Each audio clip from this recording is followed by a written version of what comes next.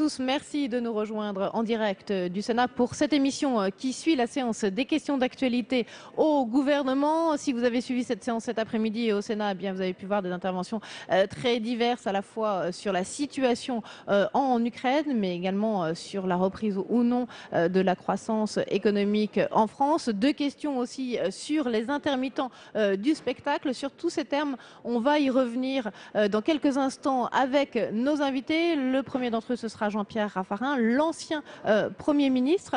Mais auparavant, je vous propose d'écouter la réponse de Jean-Marc Ayrault. Le Premier ministre est intervenu à plusieurs reprises dans l'hémicycle du Sénat cet après-midi, et notamment sur la situation très tendue encore aujourd'hui en Ukraine. On écoute Jean-Marc Ayrault. Il faut que l'Union européenne parle avec la Russie. Il faut une politique russe de l'Union européenne qui n'est pas assez définie. Et c'est nécessaire.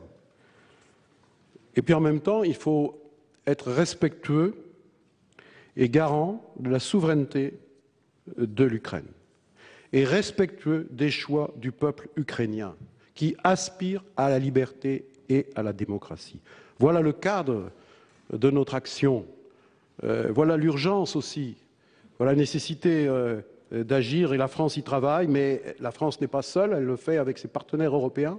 Et le Conseil des ministres franco-allemands d'hier a été une étape importante parce que nous avons une responsabilité particulière d'entraîner les autres. Madame Ashton, bien évidemment, est associée à tous ces travaux. Je souhaite vraiment, comme vous tous et toutes ici, que nous sortions de cette spirale de la violence, mais la France ne ménagera pas sa peine pour y contribuer. Jean-Pierre Raffarin, bonjour, merci d'être avec nous. On vient d'entendre le Premier ministre Jean-Marc Ayrault. Il a dit que la France ne ménagera pas sa peine pour un retour au calme en Ukraine. Mais quelles sont réellement nos marges de manœuvre? On ne va pas s'engager militairement, on ne va pas financer la révolte. Même la palette des sanctions semble assez limitée. En matière de politique étrangère, je ne souhaite pas critiquer ce qui est fait. Je pense que la réaction de la France est très tardive. Mais je pense que la visite de M. Fabius aujourd'hui, avec ses collègues allemands et polonais, ce qu'on appelle le triangle de Weimar, est très utile. Et au fond, le ministre des Affaires étrangères a dit à peu près ce qui peut être la ligne, c'est-à-dire le retour à des élections. Au fond, c'est un pays qui connaît les élections. Nous ne sommes pas là dans un pays qui n'a jamais fait d'élection. L'opposition d'aujourd'hui, c'était le pouvoir d'hier. Donc, il y a sans doute la manière de sortir de cette crise, à la fois par le dialogue, ça doit être le travail de la France, mais aussi de l'Union européenne.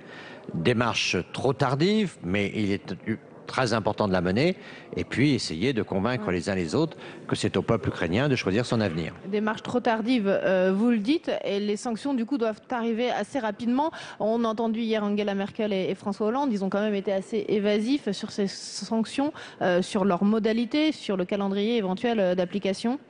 Oui, mais parce que le mot sanction, l'approche de sanction est quelque chose de très difficile. Ça veut dire qu'on prend parti. Et en l'occurrence, il faut que ce soit le peuple ukrainien qui s'engage. Donc nous, on n'est pas là pour défendre une équipe contre une autre. On est là pour dire que la démocratie et l'esprit de justice et surtout la trêve face au massacre doit pouvoir se prolonger. Et aujourd'hui, ce que nous vivons est quelque chose d'inacceptable. Et c'est par le dialogue et par la sortie politique qu'on pourra espérer un mieux en Ukraine. Au JO de Sochi, le CIO refuse que les athlètes ukrainiens portent un brassard noir. Ce serait légitime selon vous?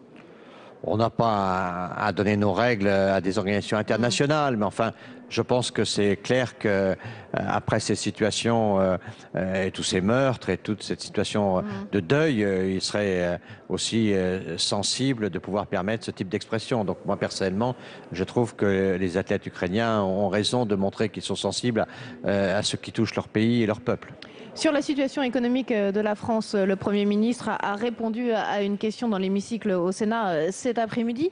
Jean-Marc Ayrault, que je trouve assez positif aujourd'hui sur la reprise de la croissance, il voit tous les clignotants passer au vert. Est-ce que vous partagez cet optimisme? Je ne comprends pas. Je ne comprends pas comment le gouvernement peut passer à côté de l'état de crise du pays sur le plan économique et social.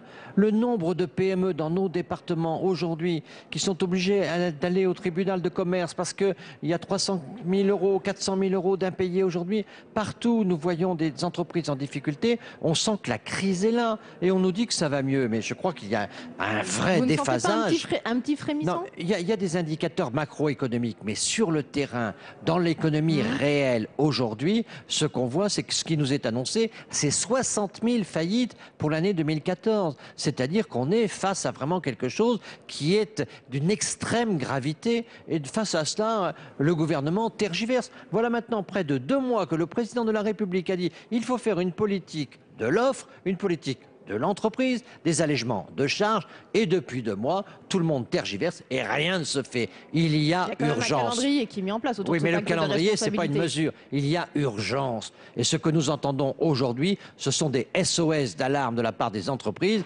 Et les entreprises ont besoin de cette confiance, notamment par l'allègement des charges, pour pouvoir embaucher et pour pouvoir investir.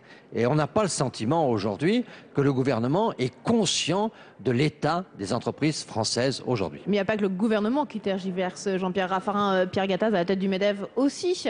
Un coup, il veut plus du pacte de responsabilité, un coup, il en veut. À quel jeu il joue, selon vous, le président du MEDEF? Mais la question, c'est la balle est dans le camp du gouvernement. Qui a intérêt à ce que ça redémarre? C'est le gouvernement. Qui a pris des engagements pour que ça aille mieux? C'est le gouvernement. Qui a parlé d'inversion de la courbe du chômage? C'est le gouvernement. Alors que le gouvernement commence à mettre en œuvre les 50 milliards d'économies qu'il a annoncées. Et à ce moment-là, vous verrez que les entreprises seront prêtes à suivre le gouvernement. C'est au gouvernement d'agir. C'est lui qui doit avoir l'initiative. C'est lui qui doit faire le premier pas. C'est lui qui a besoin de la confiance des entreprises. C'est lui qui doit aujourd'hui montrer le chemin pour retrouver il ne l'investissement. Pas assez, vous trouvez, le gouvernement? Ça ne va pas assez vite, hein. Le gouvernement tergiverse.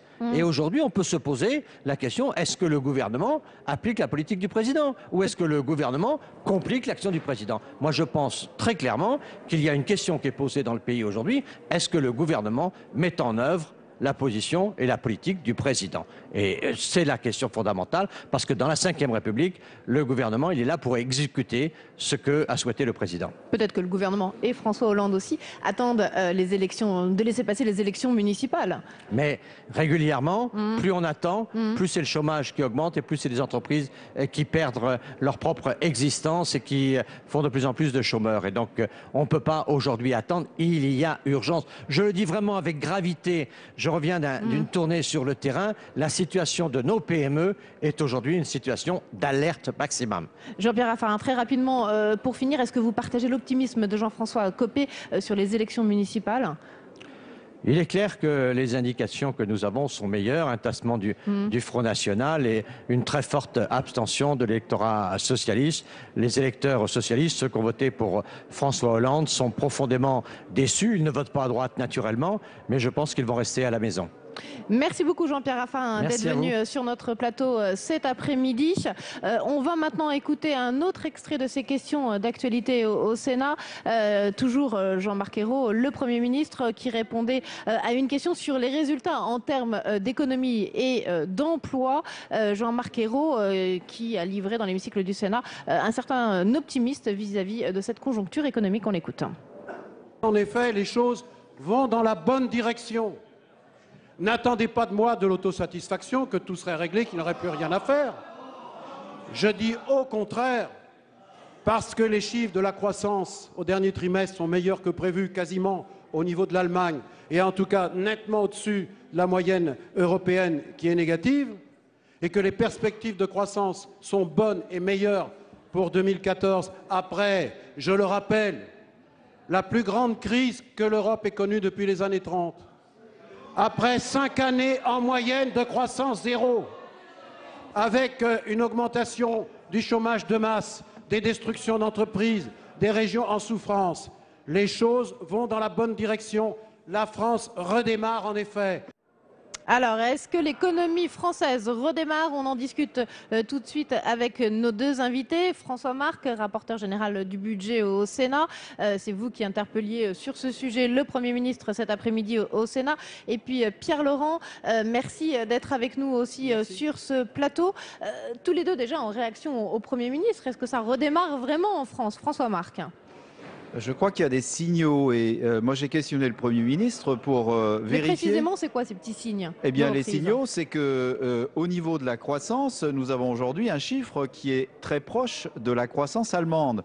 On cite l'Allemagne en exemple depuis des mois et des mois, et de fait, aujourd'hui, la France est en train de rattraper l'Allemagne en ce qui concerne le taux de croissance. C'est tout de même le signe que les choses sont en train de se rapprocher au sein de l'Europe et par rapport à ce pays qui tirait l'Europe jusque-là.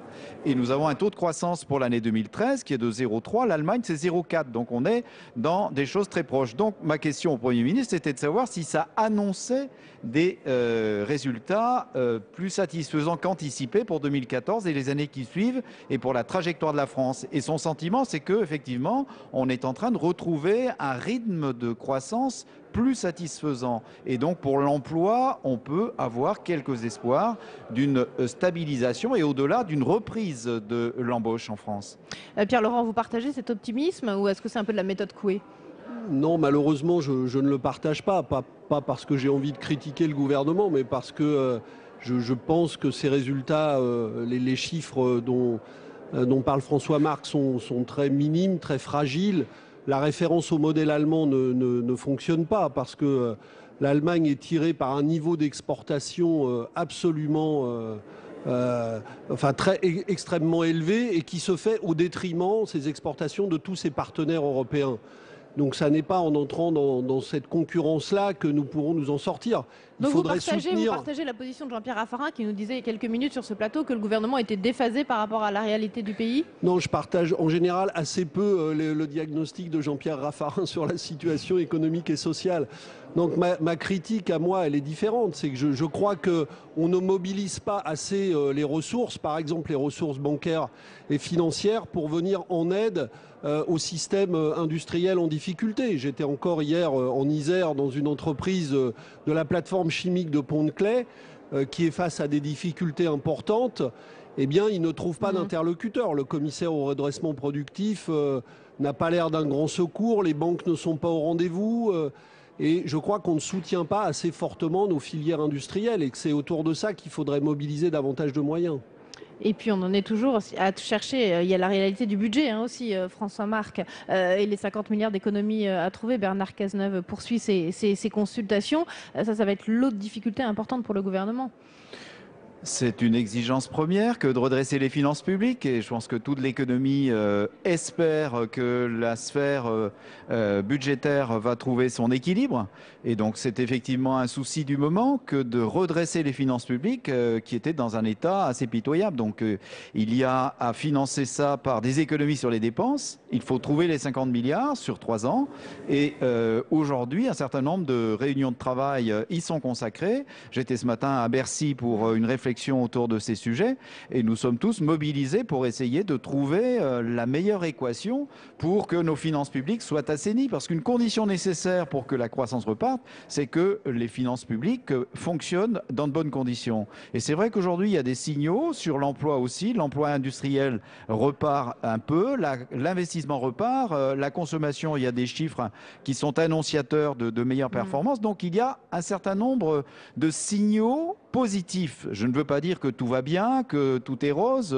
que les difficultés ne sont pas là pour de nombreuses entreprises, mais les choses sont en train de se stabiliser et je l'espère de s'inverser. Et c'est ça qu'il faut accompagner aujourd'hui. Et c'est pour ça que le gouvernement appelle chacun à se mobiliser et que ce pacte de responsabilité est aujourd'hui l'enjeu premier de mobilisation de toutes les énergies. Pacte de responsabilité que vous refusez, hein, Pierre-Laurent. Vous allez participer à la grève, aux manifestations contre ce pacte à la mi-mars, organisée par certains syndicats. Oui, vous allez vous mobiliser? Nous allons soutenir la journée d'action qui est en préparation pour le 18 mars et les organisations syndicales, je crois, se réunissent demain pour la préparer. Donc oui. On en saura plus à ce moment-là.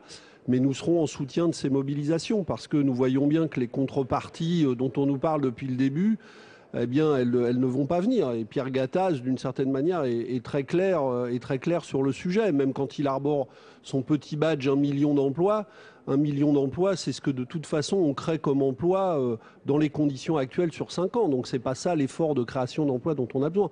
Et en matière d'assainissement des finances publiques, là aussi mon diagnostic est différent. Si on déprime la dépense publique, On va aggraver nos problèmes d'emploi, par exemple dans le bâtiment et dans d'autres secteurs, parce que l'investissement public ne sera pas au rendez-vous. Et je crois que le vrai problème, c'est le déficit de ressources nouvelles. Et on a un gros problème avec la fiscalité des entreprises qu'on continue d'alléger, alors qu'en vérité, il faudrait la repenser pour qu'elle devienne dissuasive pour la croissance financière et plus utile au développement de l'investissement réel. C'est vrai, François-Marc, que sur cette question des contreparties au pacte de responsabilité, c'est un peu flou encore. Et certains, au sein même de votre majorité au Parti socialiste, sont très attentifs sur cette question des contreparties. Quelle est votre position à vous? Est-ce qu'il faut vraiment fixer des contreparties fortes vis-à-vis du patronat et quant au pacte de responsabilité? Eh bien, quand on cherche de meilleures performances dans une équipe sportive, on essaie de mobiliser tous les joueurs de l'équipe. Et bien entendu, c'est ce qui est aujourd'hui l'objectif, que chacun se sente mobilisé. Mais c'est vrai que si on donne trop d'avantages à certains et que certains joueurs de l'équipe ont le sentiment d'être traités d'une façon moins satisfaisante, les choses ne se passeront pas bien. Bon, donc il s'agit bien de trouver un équilibre. Alors aujourd'hui, il est clair que la fiscalité des entreprises françaises est relativement difficile et coûteuse. Donc il y a sans doute des ajustements à faire. C'est ce que demandaient les milieux économiques. Ils sont en train d'être mis sur la table, ces ajustements. Et ensuite, il conviendra que les entreprises s'engagent, me semble-t-il, dans un certain nombre d'objectifs ambitieux en matière d'emploi, en matière de formation et en matière de statut pour les salariés. Donc il y a des contreparties, nécessaires, mais ça doit être traité par branche professionnelle en fonction des possibilités de chacune des branches. Très bien, merci beaucoup François-Marc d'être venu sur ce plateau. On va parler des intermittents du spectacle dans quelques secondes avec Catherine Procaccia qui va également nous rejoindre, puisque comme vous, Pierre-Laurent, elle a interpellé le gouvernement tout à l'heure sur cette question. J'avais juste envie de vous demander où en étaient vos relations avec Jean-Luc Mélenchon, Pierre-Laurent. Est-ce que la ligne est définitivement coupée? Décidément, ça vous obsède. Mais moi, pas particulièrement, mais ça nous intéresse. Si, les journalistes, d'une manière générale, on dirait que la Terre tourne autour des relations entre Jean-Luc Mélenchon et Pierre-Laurent. Non, le Front de gauche a repris le dialogue et va préparer des listes communes aux élections européennes. Donc le dialogue a repris, oui. Et sur les municipales, Jean-Luc Mélenchon qui voulait qu'on retire sur les municipales, le logo, maintenant les choses sont parties comme elles sont parties, avec des différences entre nous dans un certain nombre de communes, tandis que dans d'autres nous sommes rassemblés. Maintenant, on va aller aux élections municipales comme ça et on construira ensemble les élections européennes. Oui, mais Mélenchon qui voulait qu'on retire le logo du Front de gauche sur certaines affiches, vous lui répondez quoi?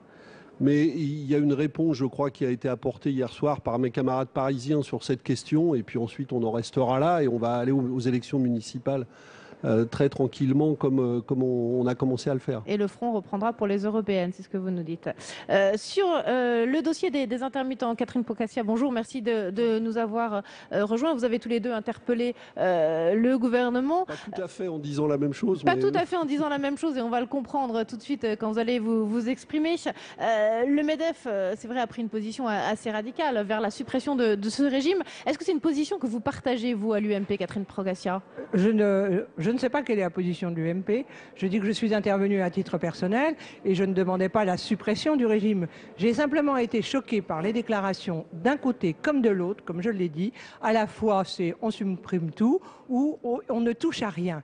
Et de la déclaration d'un certain nombre de syndicalistes qui, lorsque les journalistes leur disaient « mais il faut bien faire des efforts puisqu'il faut en faire partout », vous êtes prêts à en faire ? Pas de réponse. Donc moi, je suis un peu choquée parce que ça concerne tout le monde et ça concerne en particulier les intermittents. Mais ma question, elle portait pas sur, comme je l'ai dit, ces travailleurs de l'ombre, les journalistes, mais justement sur l'abus de ce type de contrat par un certain nombre de gros producteurs qui pourraient utiliser des CDD, des CDI ou plutôt que des intermittents et qui leur servent des salaires beaucoup plus faibles sous prétexte qu'il y a une forte indemnisation. Je trouve pas ça normal et je trouve pas ça normal que la ministre m'ait fait une réponse comme si elle s'adressait au MEDEF. Pierre-Laurent, est-ce que vous êtes d'accord pour dire quand même qu'il y a des abus autour du régime de l'intermittence du spectacle? Oui, il y a des grandes entreprises de l'audiovisuel qui font des abus et qui abusent de l'utilisation, qui détournent en fait le régime de l'intermittence pour employer à travers ce régime des salariés qui devraient être des permanents. Donc vous êtes plutôt d'accord tous les deux sur ce point-là. Mais personne, ce que je voudrais dire, c'est que absolument personne ne dit qu'il n'y a rien à toucher. Et pour une raison simple, c'est qu'il y a eu une réforme faite en 2003 par la droite, par le gouvernement Raffarin, et qu'on sait très bien qu'elle n'a pas résolu les problèmes qu'elle prétendument elle allait résoudre. Et aujourd'hui, moi, ce qui m'intéresse, et c'est le sens de la question que j'ai posée, il y a un rapport qui a été commandé par les entrepreneurs du spectacle, par le Syndéac, pour faire des hypothèses chiffrées. Et ces hypothèses montrent, et j'ai demandé d'ailleurs que la commission culture auditionne le Syndéac et les auteurs de ce rapport, ces hypothèses montrent qu'un régime pérenne et équilibré est possible sans augmenter le nombre d'heures travaillées pour les intermittents, parce que ça protège les plus précaires, à condition de mettre en place un cumul des indemnités et salaires quand ce cumul est trop élevé. Donc les bases d'un régime équilibré existent, il suffit d'aller chercher les propositions là où elles sont plutôt que d'écouter les discours complètement démagogiques du MEDEF qui en fait se sert de cette affaire pour mettre en cause plus généralement les droits des chômeurs dans le cadre des négociations autour de l'assurance chômage. Il y a eu ici au Sénat un groupe de travail autour de l'intermittence du... Oui, voilà, il y a eu pas mal. Blandin et Blandin, des deux, qui ont fait une table ronde il y a peu de temps, avant le rapport de Patrick Gilles d'ailleurs, où il y a un certain nombre de pistes, mais ces pistes pour l'instant elles n'ont pas été exploitées. Ouais. Mais vous seriez pour réouvrir ce dossier et peut-être faire ici une mission d'information au Sénat. Peut-être qu'il pourrait y avoir un travail transversal. Il y en a beaucoup, mais tout a déjà été dit et je crois qu'il faut maintenant avancer. Non, justement, il y a un élément nouveau qui est très intéressant, c'est que les pistes, elles n'étaient pas chiffrées jusque-là. Et le rapport commandé par le Syndéac a maintenant chiffré, a fait une étude précise. Donc nous connaissons les résultats et nous voyons dans ce rapport que les propositions faites par le comité de suivi des intermittents et d'autres sont parfaitement viables. Merci à tous les deux d'être venus parler de cette question. On sait que c'est toujours un sujet sensible parce que les intermittents du spectacle sont dans la communication et savent se faire entendre assez facilement. On les soutient aussi parce qu'ils travaillent avec nous tous les jours. En tout cas, on reparlera de ce dossier évidemment ici au Sénat. Merci à tous les deux d'être venus sur ce plateau. Merci à tous de nous avoir suivis après cette séance des questions d'actualité au gouvernement. Merci.